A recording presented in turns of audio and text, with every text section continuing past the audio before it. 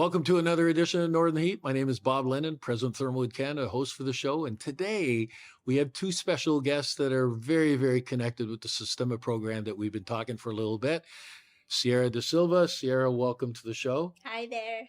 And we have a new guest to our area and just moved in this week, actually, right? Yeah, right. Yeah. So Alfonso, let me make sure I get this right. And if I don't, you'll have to correct me. So, and I've got it written down so I don't make any mistake.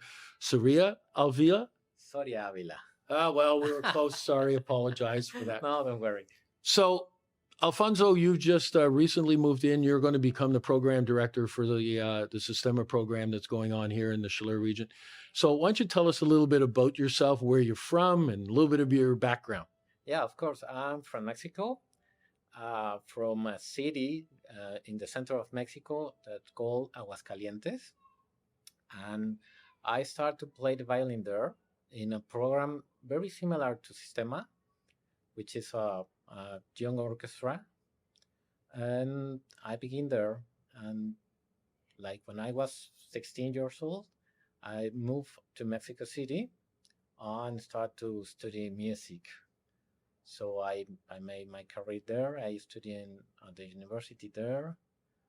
And then after finished my studies in Mexico, I went to Germany.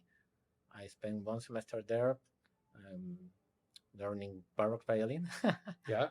And then back to Mexico. In Mexico, I started to teach at the University of the Arts in Cuernavaca, Morelos. And after that, I began to teach in school, elementary school, preschool, elementary school, and junior high and high school. And in that, I was violin teacher, viola teacher, violoncello teacher, cello.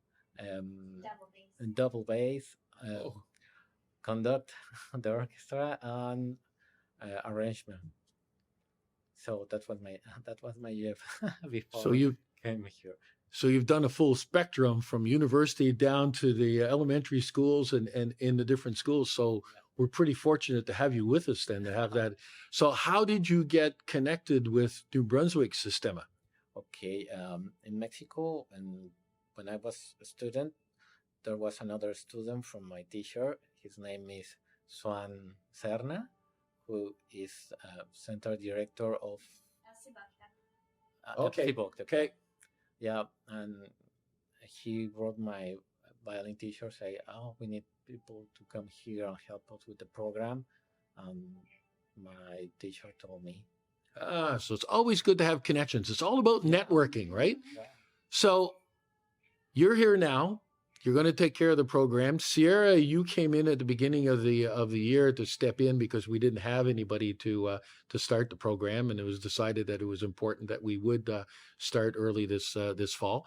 So you started. Tell us a little bit about progression and what you've seen so far. How many kids are involved in the program, and then we'll go in later and listen to them and see them how they play. Yes, so the program started at the elementary school in Beresford, Carrefour Étudiant. We now have 23 students between grades 1 and 2 and also one grade 3 student. And the kids are doing so well after starting on October 10th. They only received their real violins after using papier-mâché ones on November 7th. So it's been just over a month and they're already able to play very well together as a group and individually. They know the open strings, which is sol, re, la, and mi, and we'll be working on adding fingers in the new year. And so we're working a lot on bow technique, on good posture, on rhythms, on being able to read the notes of music, being able to write the notes on the music staff, and being able to recognize different sounds and associate different rhythms with those. So it's a lot of bass, kind of the musical bass to help them when they actually play the violins. And so far, the enthusiasm has been really, really high, and they're so eager to take their violins home now on the weekends, which they only have been given the privilege to do as of December 1st. And they have their first concert next week, and they're excited to play 3 songs for their families and friends. The first concert is next week? Yes, Tuesday next week, and Normally they would have about a month more than these kids have, because normally they would start in September instead of October. But these kids are so enthusiastic and they've been really focused, so I think we can pull off a decent concert.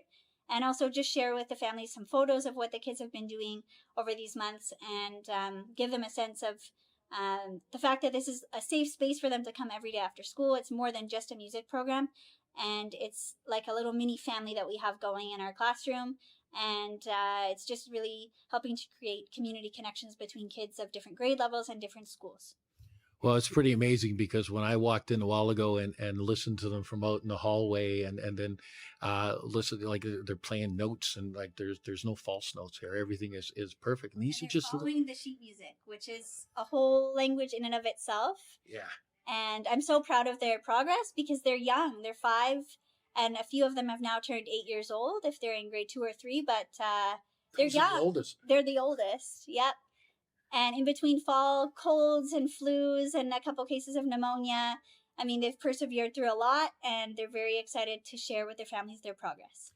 So the program itself is that, this is an after school program. So what's the come in on Monday and they go till Friday? Is this how it works? And how many hours?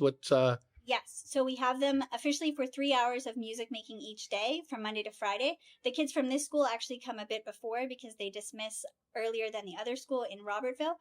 And for that time, they have a little bit of free time before the other group arrives. And then we start working all together on music.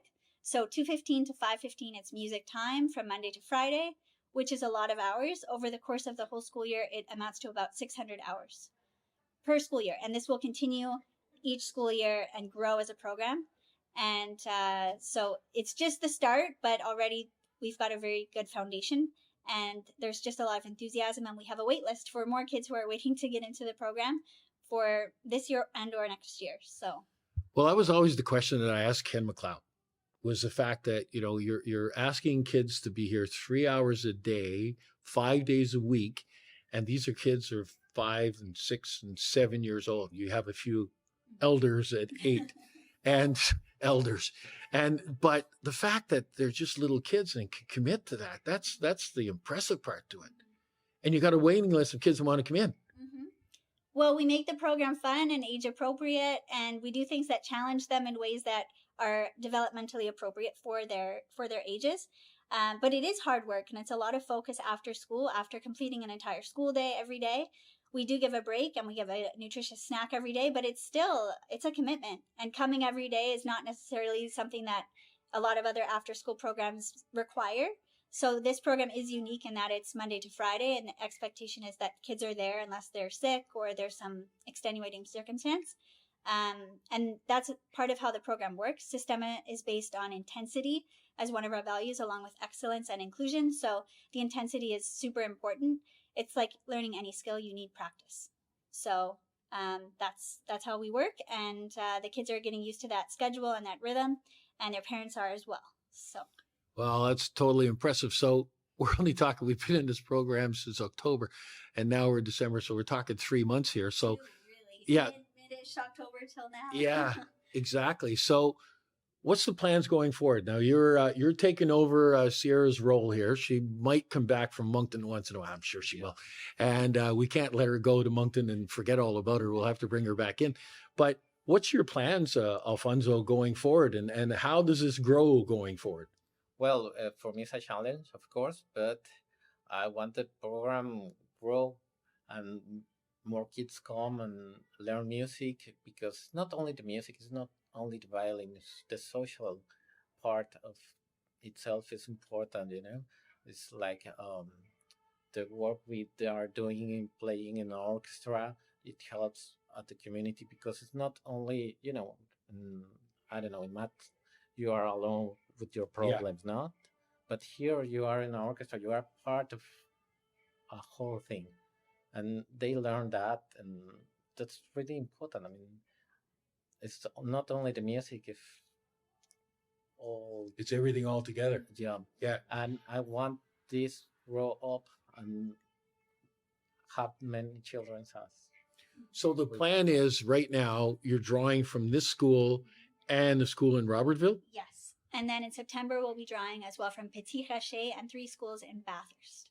So that's definitely going to grow. And if I remember right, the numbers we're looking at over the next 5 years of having more people involved in the program, but having like it's like 145, 150 kids. Something like that. Yeah. Yeah. Yeah. Next year, as in September 2024, we're going to add at least one class of about 25 kids for violin for sure, and maybe another instrument as well. So perhaps 2 new classes depending on staffing availability. Well, it's amazing, and I can hear them. We're out in the hallway here, and I can hear them playing in there. So let's go in and listen to them play, and you guys we'll film a little bit of that. But this is impressive, and I want to thank both you, Sierra. I want to thank you personally for coming here and starting the program and getting involved and getting the community involved in this. And I've had parents that have bumped into me and told me that, or grandparents, I should say, that have told me they're so impressed with the program, and people talking about it already, and they can't believe the enthusiasm of their children and want to come here and do that. So that's great.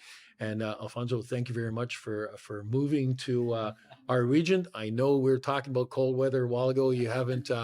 But it is a beautiful place to live, and so I'm sure you'll enjoy it. And again, thank you very much for coming here, both of you, for getting up. For the fundraising efforts to make this possible, because without you, I don't think it would have happened. Well, it's just not me too. We've got a committee that's doing it, but the committee we've been able to. So enthusiastic, and everybody, it seems. So. Well, it looks like that, eh? I suppose doing these interviews, I get to meet quite a few people, but so far the program, we've raised over $76,000. And that's on a yearly basis. So it's going to go a long ways to help the kids and to bring new instruments in and to help them grow. So it's great to be part of it. From the first time that I met Ken McLeod and he talked about this whole program, it touched me, and I'm glad that I was given the opportunity to be part of it. So let's go in and check out the kids. And 1, 2, 3, 4.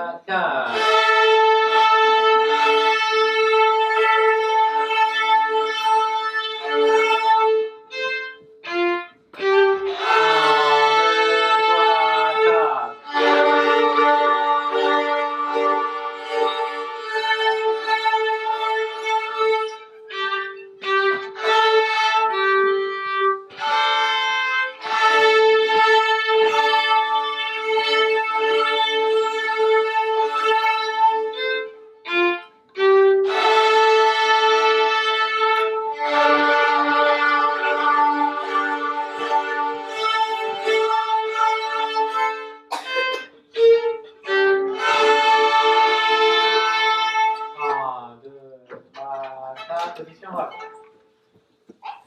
Bravo. 1, 2, 3, 4.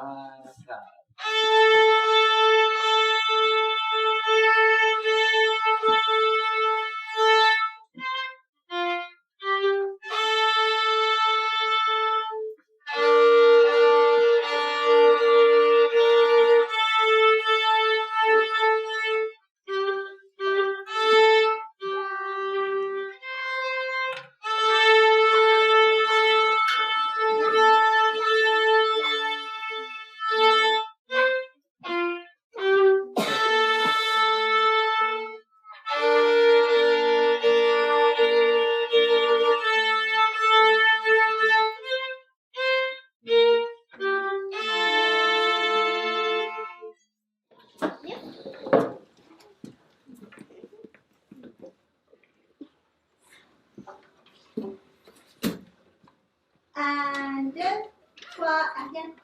Un, deux, trois, quatre. Shh. Shh. Shh.